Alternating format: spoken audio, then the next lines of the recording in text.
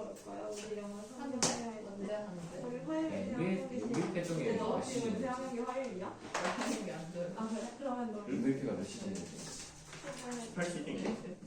자, 그럼 여러분들 지금 나눠드린 프린트를 보시면 맨 첫 번째 프린트에 중세국어 즙자기가 나와 있어요. 즙을 한번 짜볼 건데, 자, 무슨 말이냐. 여러분들 학교 프린트에서 조금 중요하게 생각되는 부분하고, 그 다음에 선생님이 좀 설명을 좀 미진하게 했었던 부분이 있어서 요거를 선생님이 따로 만들었어요. 그래서 이 중세국어 이거를 다시 이걸 글자 찾는 게 왜 이렇게 어렵냐. 이걸 다 찾아서 했어. 내가 이걸 쓸 수가 없어가지고. 약간 좀 이상한 것도 있긴 한데요. 뭐 어쨌든 여기에 있는 것만 보면 된다는 뜻은 아닙니다. 아니야. 아니 중요한 게 있는데 안 넣은 것도 있어. 그러니까 여러분 학교 프린트를 잘 보시되 우와. 선생님이 조금 부족한 게 있지 않은가라고 해서 이제 넣은 겁니다. 왜 좀- 짱이다. 짱이다. 누가 쩡이야? 아니 대박인데요? 네, 좀 노력 좀 했어요. 노력은 좀 한 건 맞습니다. 아, 점점 사람이 노력하지 않으면 안 되는 그런 나이가 됐어요.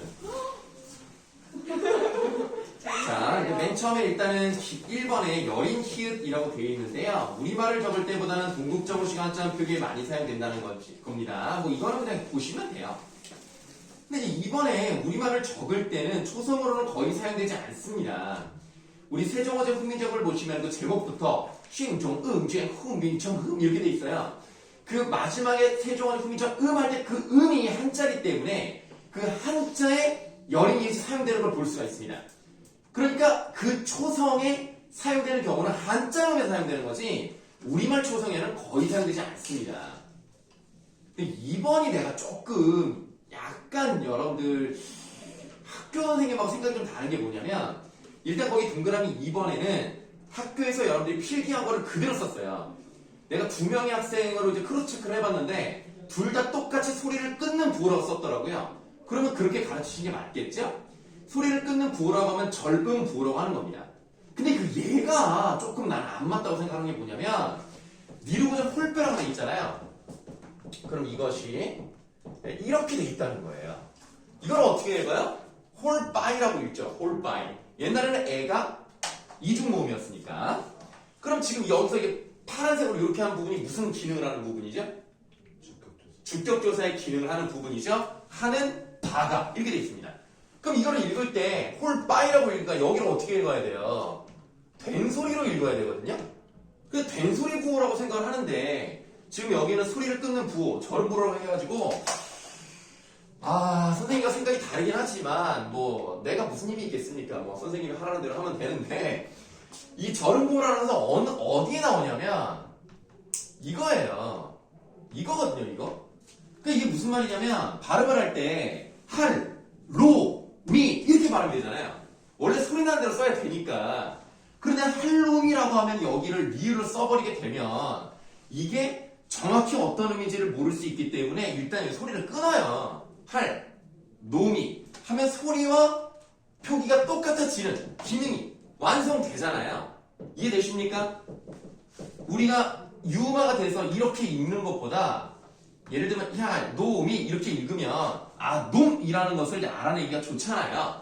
그래서 소리를 한번 끊고 쉬었다가 읽어라 라는 의미로서 이 부분이 절음부호를 해당한다 라는 이렇게 생각하고 난 이게 맞다고 생각하는데 이 소리를 끊는 부호로 사용된 건 맞습니다만 얘가 맞지 않았다 이렇게 생각합니다.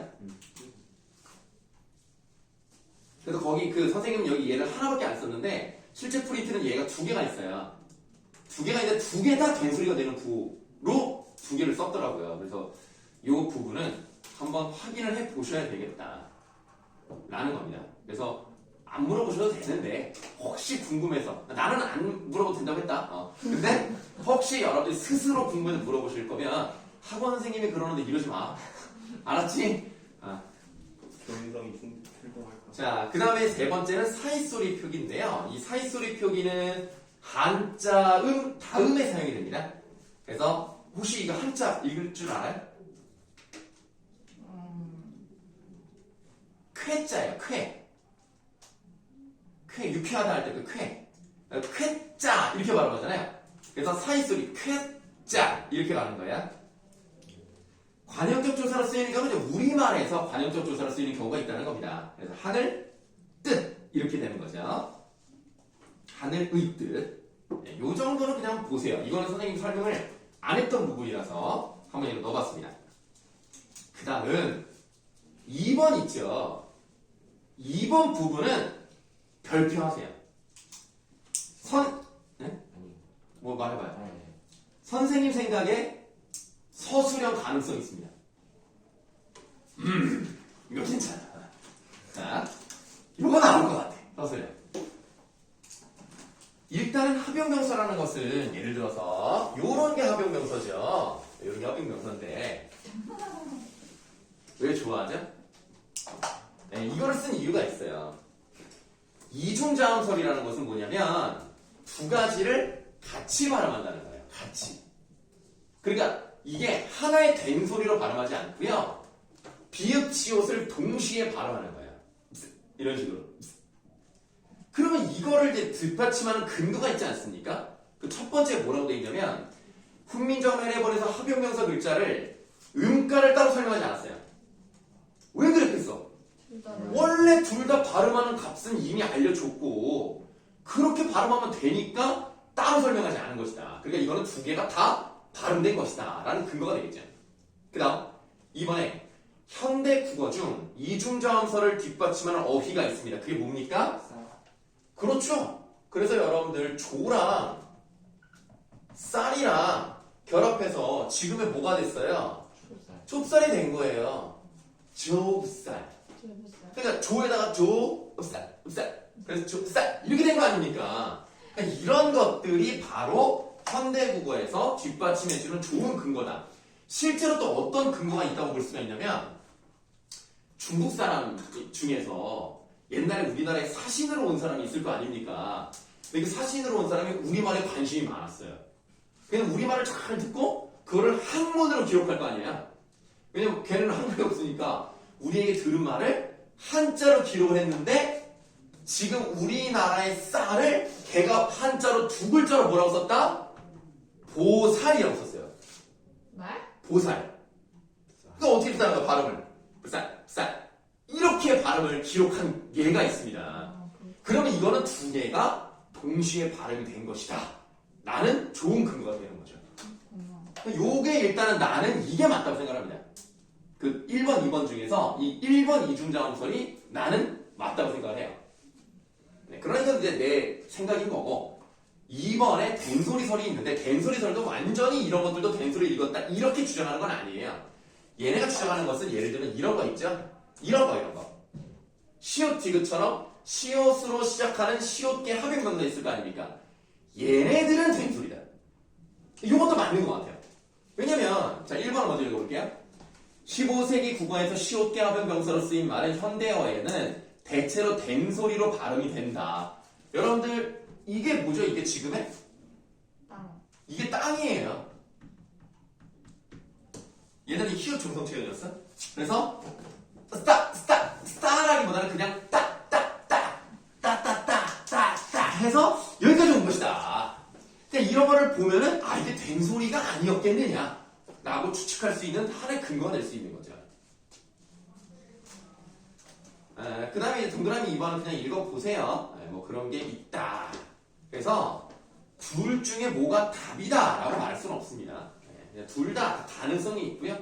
둘 다 근거가 있기 때문에 이 두 가지는 좀 봐두시면 내가 볼 때 서술형으로 좋다. 보니까 선생님들이 프린트 같은 데서 서술형을 좀 내시는 것 같더라고요. 프린트에서만. 그러니까 요게 나올 것 같아요. 자, 그 다음에 3번 순경음 비읍은 유성음과 유성음 사이, 그러니까 울림소리 사이에서 일어나기 때문에 모음과 모음 또는 이제 자음 중에서 울림소리와 모음 이 사이에서 일어나는 경우가 있으니까 그냥 보시고 4번 기역 덧생김 체현 무와 느로 끝난 체현이 바로 해당이 되겠습니다. 잠깐만. 예. 그 다음에 이제 플러스 모음으로 된 조사라고 되어 있는데 모음으로 된 조사가 있을 경우에는 상당히 그러니까 뚜렷하게 히읗이 눈에 보인다는 얘기예요. 그래서 만약에 여기 같은 경우에 주격사 이가 붙으면 스타히 이렇게 이제 히읗이 잘 보인다. 요거를 이제 표기한 게 1번에 해당이 되는 거고요. 나무가 뭐죠? 나무. 구무는 구무가 뭐죠? 구멍 또는 동굴을 의미합니다. 구멍, 동굴. 그럼 년은 뭘까요? 년은 다른 것이라는 뜻을 갖습니다. 그래서 얘네들이 뒤에 만약에 주격에서 이가 붙으면 남기, 군기, 년기 이렇게 바뀌는 거예요. 자, 다음 2번 한 형태소가 형태소 내부에 끼어들기도 합니다. 거시날 같은 경우는 이 시 같은 경우가 뭐예요? 주체 높임 서로 발음이죠? 그래서 우리가 하건을 현대국어로 치면 이렇게 써야 돼요. 현대국어는 어떻게 써요? 하시건을 이렇게 쓴단 말이에요. 얘가 하나니까 얘는 그대로 냅둬야 되는데 중세국어에는 하 다음에 거시날 이런 식으로 썼단 말이야. 중간에 들어가 버렸잖아. 이런 경우가 있었다는 거.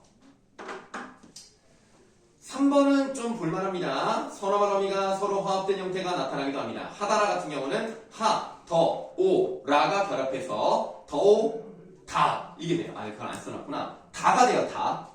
더랑 오랑 결합되면 다가 됩니다. 아 쏘리? 그냥 보세요. 하다라 이렇게 된다는 얘기예요. 그럼 더는 무슨 기능을 하죠? 회상을 나타내죠? 과거라고 보시면 돼요. 중세국어에 요 더 말고 또 다른 선화바람이 뭐가 있어요? 과거를 나타내는 선화바람이 뭐가 있습니까? 아, 그 뭐였지? 뭐였죠? 낫이 없고. 맞아요. 낫이 없어요. 그건 근대국어부터 나오니까. 대신에 뭐가 있었는데. 네, 없어요. 더밖에 없어요. 네, 동사에 아무것도 붙지 않으면 그냥 과거의 형태라고 보시면 돼요. 네, 거기에 더가 있는 것 뿐입니다. 그 다음에 오는 언제 쓰는 거죠? 여기서 지금 오는 양쪽으로 줄표가 있기 때문에 선화바람이라고 보시면 되겠어요? 그렇죠. 주어가 1인칭일 때 사용하는 겁니다. 물론 뭐 1인칭 의지라고도 표현하는 경우가 있는데 거기까지는 갈 필요 없을 것 같고요. 그냥 1인칭. 4번은 이거는 좀 기억을 해두셔야 돼요. 왜냐면 이게 이따가 볼 월인석보에 나와요. 그래서 비통사적 합성어의 생산이 현대 구어보다 활발했습니다. 빌 먹다가 뭐겠어요 그러면? 빌어먹는 거죠. 그러니까 여기서 빌어먹는다가 욕이 아니고 정말 이렇게 거지처럼 이렇게 여기저기 다니면서 좀 주십시오 이런 게 빌어먹는 거고. 엽이 시들다, 엽이고 시들었다. 그러니까 뭐 기운이 빠지고 살도 빠지고 뭐 이렇게 힘든 그런 상황을 얘기하는 겁니다. 그 다음에 여러분들 진짜 우리가 듣도 보도 못한 그걸 뭐라 그래요? 듣보라고 하죠? 이거 중세국어에 있었어요. 아 진짜로 있었습니다.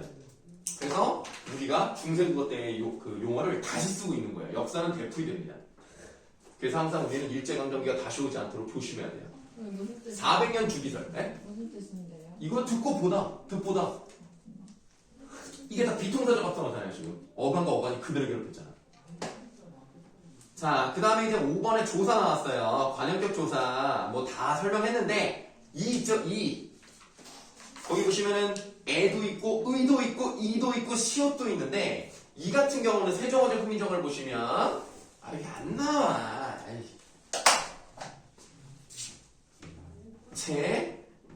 뜨들 이렇게 나오는 경우가 있습니다. 여기에서 관용격 조사로서 이게 사용된 거예요. 자기의라고 해석이 되죠. 자기의 뜻을 이렇게. 그래서 이 경우에 관용격 조사로서 이가 사용된 경우가 있었다. 나머지는 설명드렸으니까 내가 이거는 안 합니다. 자, 부사격 조사를 보세요. 부사격 조사도 관용격 조사와 똑같이 생긴 형태가 있어. 요거는 그 찾기가 좀 어려워가지고 그냥 약간 이상하게 쳤어요. 애 같은 거. 아래야 쓴 그 애. 다려는 뭐예요, 그럼 다려? 다려 언제 쓰는 거예요? 애게입니다, 애게. 그럼 스키는 뭐예요? 깨예요. 그래서 붕어 스키 이러는 거예요. 붕어깨.